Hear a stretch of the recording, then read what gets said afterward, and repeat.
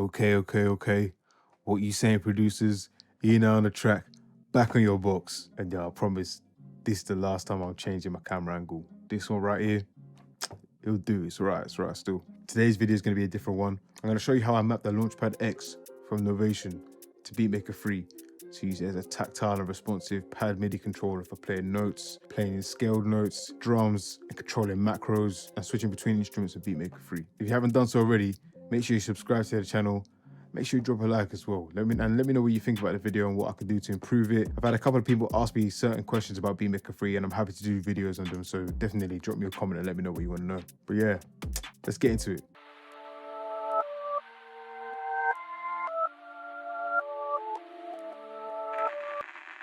Right, so we've got a Launchpad X here. What it is it's an 8x8 touch-sensitive MIDI pad controller. I think it was designed to work seamlessly with Ableton Live, but I've managed to find a way to make it equally as versatile and responsive for me on Beatmaker 3 on the iOS platform. So I'm going to show you how I've laid out my MIDI controls for Beatmaker 3 with a template that I use to get started on my beats. If you want to know how you set the colors for your various MIDI controls for Beatmaker 3, you need to visit the Novation Components Management website. That's it. I think it's it. Probably not. Right, but yeah, let's go. So in order to map your controls, you need to hit this cogwheel here and hit the MIDI Focus Actions tab in the middle of your settings. Here you have a list of all the MIDI controls that can be assigned to pads, knobs, sliders, whatever MIDI control you have. But yeah, in order to assign a pad, we tap the pad that we want to assign, and then we just simply tap a pad. That assigns it. I've got 16 pads that I want to use for drumming on Beatmaker 3. And I know that in the listing here, they're all in order. So what I can do is hit trigger pad 1 and then tap auto learn. And if I tap them all in sequential order, they'll all be mapped to the correct mapping.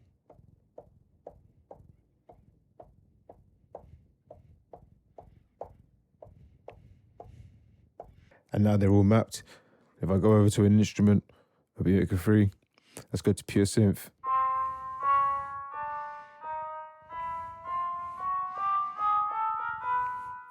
There you go.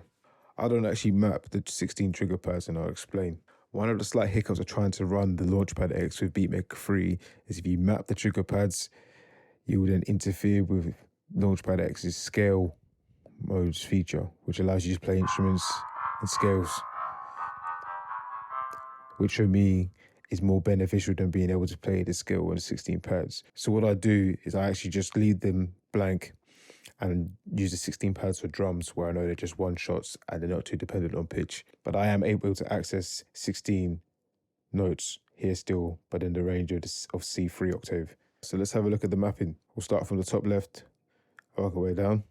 So my top row is actually mapped to chord polypad. For those of you that don't know what chord polypad is, it's basically I can create chords based on the key that I'm working in and assign them to pads. So what I've done is I've mapped these notes onto the pads or chord polypad, which you can see in the screen, and those pads are mapped through to MIDI channel 2 on Beatmaker 3, which in my template is going to be pure synth. So it's an instrument that I can play notes on. So I play these pads now.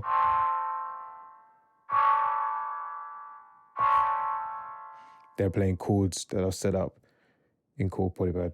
So that's pretty handy when I'm trying to work out a pattern and I'm trying to work out chords, but I can't think of great ones off the cuff, so I just make them up in chord polypad and then I play them through Beatmaker 3, and I don't have to switch between apps. I could pull up chord polypad in a small view, but that would be quite difficult to work. It's just great that I've got these pads available on Launchpad X to do that. The next row down are macro toggle buttons. There are 16 macro controls available in Beatmaker 3. I've mapped my first 8 to my Complete Control M32 keyboard, which has 8 knobs available. And then my second 8 macro controls are toggle switches, which allow me to quickly turn on and off effects. Say like reverb on the tail end of a pattern, or in the case of MXX, fly tape, where you have to hold down onto the half speed button in order to activate half speed. And if you let go, it goes off.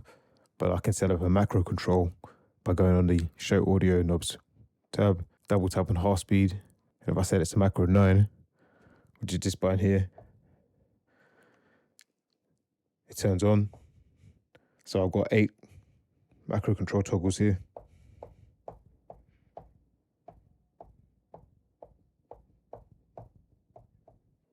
If you notice, the next row of pads on the Launchpad X are a similar color to the banks on Beatmaker 3.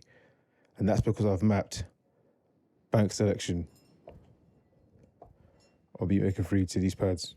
So I could toggle between banks, basically toggle between instruments in some cases, or toggle between 808s and drums and perks and effects. On this left side here, we've got forward and backwards toggling of the banks. Down here, we've got octave up and down controls. These will only work if you've mapped the trigger pads. So for me, they're inactive. Similarly, all of these gray buttons, I've changed to gray. They're inactive controls. Also, this button here, which would be metronome, but Beatmaker 3 is being a bit glitchy at the moment. And every time I hit metronome via this MIDI control, it sets my tempo to 300. But next to the would-be metronome control is my loop button. So I could toggle a loop. Then up this yellow column here, for the bottom 4 buttons, you'll still need to interact with the iPad in order to do what you're trying to do. So you've got solo, which means I could solo a pad, or I could solo a bank. Same goes for mute. If I've set up scenes in a project, I could toggle scenes and select a scene. If you're familiar with Ableton Live, you'll understand that. I don't really get how that works.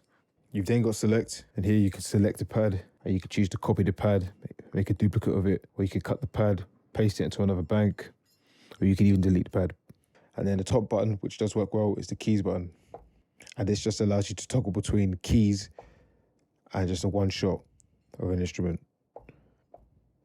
And then down this final column here, so at the top here, we've got forward skipping, backward skipping, and these will be based on how you segment your arranger. So I've got it at 1 bar, so you'll skip forward every 1 bar, and similarly skip back every 1 bar. We've then got our record button. Let's record something in.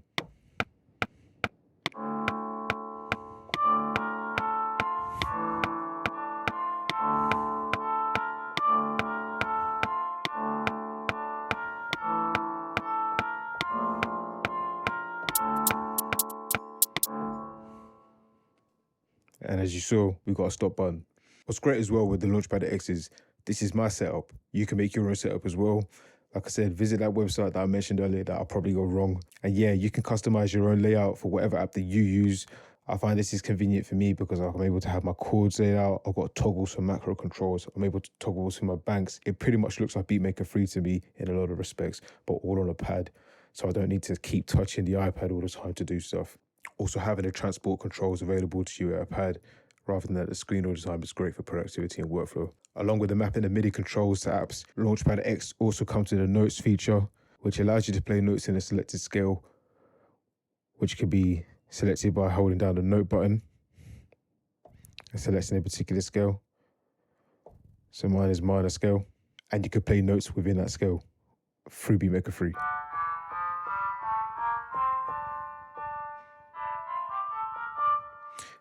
This is great for when I'm trying to work out 808 patterns, especially slurs.